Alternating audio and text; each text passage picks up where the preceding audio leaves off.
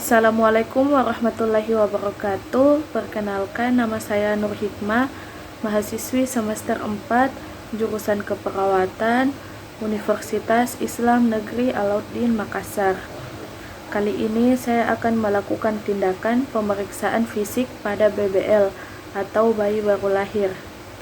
Definisi: kegiatan pemeriksaan fisik pada BBL atau bayi baru lahir adalah kegiatan pengkajian fisik yang dilakukan dengan tujuan untuk memastikan normalitas dan mendeteksi adanya penyimpangan dari normal. Tujuan dari pemeriksaan fisik pada BBL atau bayi baru lahir yaitu ada 3. Yang pertama, untuk mengetahui dan memastikan normalitas bayi. Kedua, untuk mendeteksi adanya abnormal pada bayi. Ketiga, untuk mengetahui bagaimana penyesuaian bayi terhadap kehidupan di luar uterus dan bantuan apa yang diperlukan.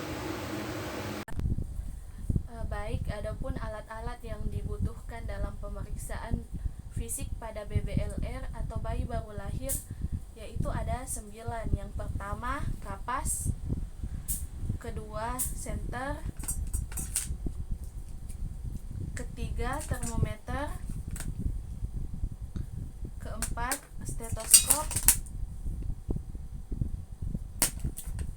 Kelima, selimut bayi. Keenam, bengkok. Ketujuh, timbangan bayi. Kedelapan, pita ukur Merlin.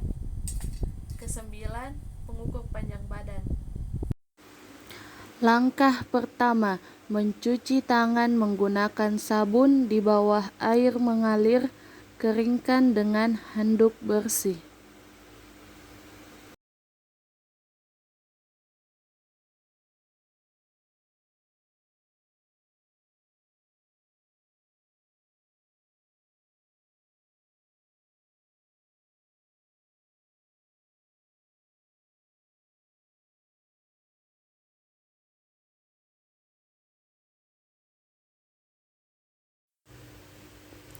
Selanjutnya, memakai sarung tangan atau handscoon.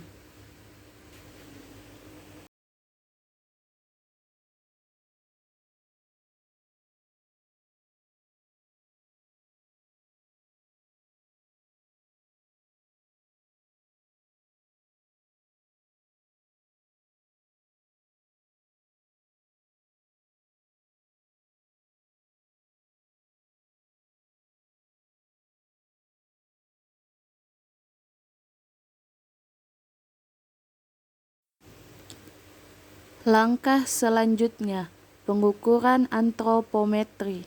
Yang pertama, penimbangan berat badan. Letakkan kain atau kertas pelindung pada timbangan. Kemudian, atur skala penimbangan ke titik 0 sebelum penimbangan. Selanjutnya, letakkan bayi pada timbangan. Selanjutnya, hasil timbangan dikurangi berat alas dan pembungkus bayi. Kemudian, mencatat hasil timbangan.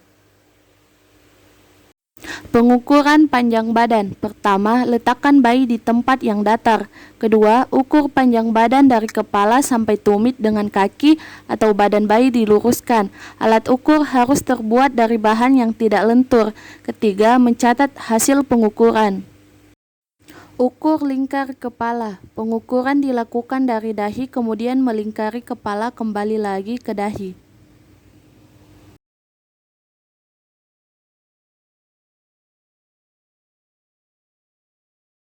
Ukur lingkar dada. Ukur lingkar dada dari daerah dada ke punggung kembali ke dada. Pengukuran dilakukan melalui kedua puting susu.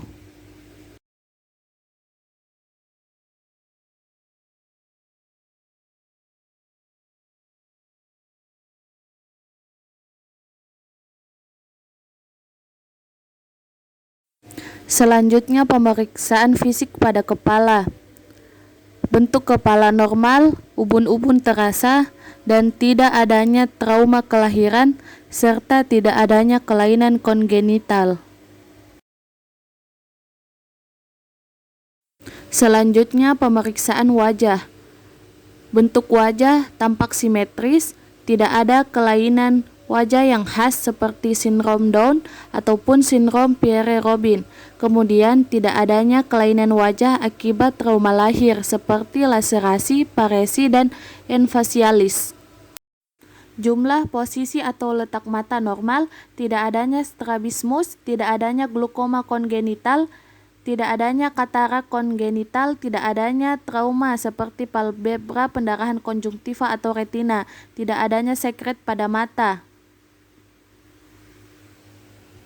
Selanjutnya pemeriksaan pada hidung. Mengkaji bentuk dan lebar hidung, alhamdulillah semuanya normal. Lebar hidung bayi lebih dari 2,5 cm. Bayi bernafas dengan hidung, tidak adanya sekret, dan tidak adanya pernafasan cuping hidung. Selanjutnya pemeriksaan pada mulut. Mulut bayi terlihat normal, bibir berbentuk simetris. Kemudian tidak adanya bibir sumbing. Selanjutnya keutuhan langit-langit sempurna, kemudian tidak adanya bercak putih. Lidah tampak normal, tidak membesar dan juga alhamdulillah sering bergerak. Selanjutnya pemeriksaan pada telinga. Jumlah, bentuk, dan posisi telinga semuanya normal. Tulang rawan sudah matang. Daun telinga berbentuk sempurna dengan lengkungan yang jelas di bagian atas. Letak daun telinga alhamdulillah sudah normal. Kemudian tidak adanya kulit tambahan. Selanjutnya pemeriksaan pada leher. Leher bayi alhamdulillah simetris dan pergerakannya cukup baik. Kemudian tidak adanya trauma leher. Kemudian tidak adanya pembengkakan, tidak adanya pembesaran kelenjar tiroid ataupun vena jugularis, tidak adanya lipatan kulit yang berlebihan pada bagian belakang leher. Selanjutnya pemeriksaan pada klavikula. Klavikula pada bayi alhamdulillah semuanya normal dan tidak adanya fraktur. Selanjutnya pemeriksaan pada tangan. Kedua lengan harus sama panjang. Selanjutnya, alhamdulillah kedua lengan dapat bebas bergerak. Tidak adanya kerusakan neurologis ataupun fraktur. Alhamdulillah jumlah jari normal, semuanya ada 5 jari. Alhamdulillah telapak tangan dapat terbuka. Kemudian tidak adanya paronisia. Selanjutnya pemeriksaan pada dada. Alhamdulillah bentuk dada normal, bentuk dada simetris. Kemudian tidak adanya pneumotoraks, kemudian puting susu sudah terbentuk dengan baik dan payudara tampak membesar tetapi normal. Selanjutnya pemeriksaan pada abdomen. Abdomen tampak bulat dan bergerak secara normal. Tidak adanya hernia diafragmatika, tidak adanya hepatosplenomegali ataupun tumor lainnya. Selanjutnya pemeriksaan pada genitalia. Karena yang saya periksa adalah bayi perempuan, alhamdulillah labia mayora menutupi labia minora, kemudian lubang uretra terpisah dengan lubang vagina. Kemudian adanya sekret yang berdarah dari vagina karena disebabkan oleh pengaruh hormon si ibu. Selanjutnya pemeriksaan pada anus dan rektum. Tidak adanya kelainan atresia anus, kemudian posisinya normal. Kemudian tidak adanya meconium plug syndrome, megakolon ataupun obstruksi saluran pencernaan. Selanjutnya pemeriksaan pada tungkai. Tungkai dan kaki keduanya terlihat simetris. Kemudian panjang kedua kaki terlihat sama. Kedua tungkai alhamdulillah dapat bergerak bebas. Kemudian tidak adanya trauma seperti fraktur ataupun kerusakan neurologis. Dan alhamdulillah tidak adanya polidaktili ataupun sidaktili pada jari-jari kaki. Selanjutnya pemeriksaan pada spinal.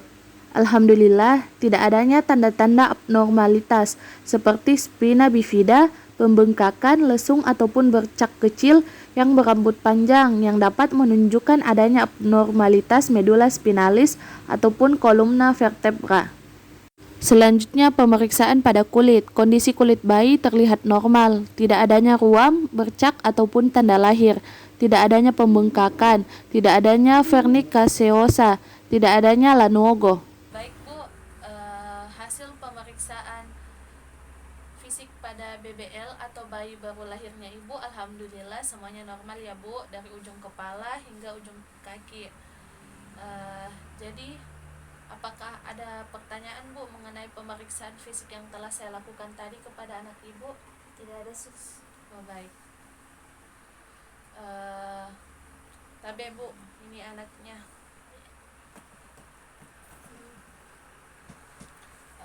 Baik, terima kasih ya Bu atas kerjasamanya. Apabila ibu memerlukan bantuan saya, silahkan memanggil saya pada ruang perawat ya Bu, atau ibu bisa memencet tombol yang ada di sebelah kirinya ibu. Ayah sus. Permisi ya Bu, assalamualaikum. Waalaikumsalam.